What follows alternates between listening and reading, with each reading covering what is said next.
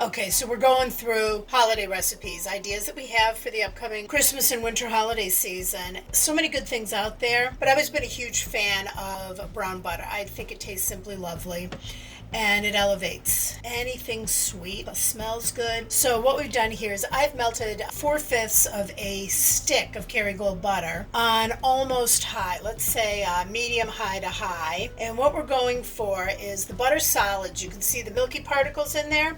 We're waiting for those to brown, and it does take a little while, but I caution you, this is not something you can walk away from. You'll want to stay with it, give it a little stir, because it does several fun things. Now it's got a good high heat on it, and getting foamy. This is what you want. The dairy particles, the milk solids, fall to the bottom of the pan, get the direct heat, and then you've got your clarified butter, your ghee, on top of it, the butter oil. You see the bubbles are getting bigger, and the sound is getting louder.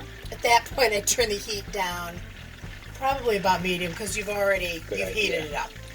And we don't want to scorch this and waste beautiful butter. The foam is what you want, but this is why you have to stay by it, because you can't see what's happening on the bottom unless you're stirring it. What we're looking for at this point is some browning on the bottom. And that even, you can lift it up, turn it down even more, because this guy's still cooking. You got a hot pan here. And I'm taking this as far as I can. You'll see back here I'm going to use the other 1/5 of the butter is going to be used to cool this down. And it's at this point I'm going to let it speed up. I'm turning this up just a tad again, not too much. I'm not even at halfway. I'm a little less than medium right now because this pan is doing the work for me and I'm stirring and paying attention. Right here, if you use this at this stage, this color in a sugar cookie, in a chocolate chip cookie, in a cake, absolutely wonderful. And you can see we're going more chestnut. And I'm going for a light mahogany. Okay, here we are. It's almost the color of milk chocolate. That's the best way. So if you're melting milk chocolate or some dark chocolate, you can see that. I'm turning my heat off and I'm going to cool this down. It's going to sizzle. This is a lesson in what we call carryover heat. You've got a hot pan and a hot product. You no longer need the hot burner. As foamy as this is getting, it's cooling down. It's stopping the sizzle. I can't believe that a stick of butter would create that much volume, but here we go. He's cooling down.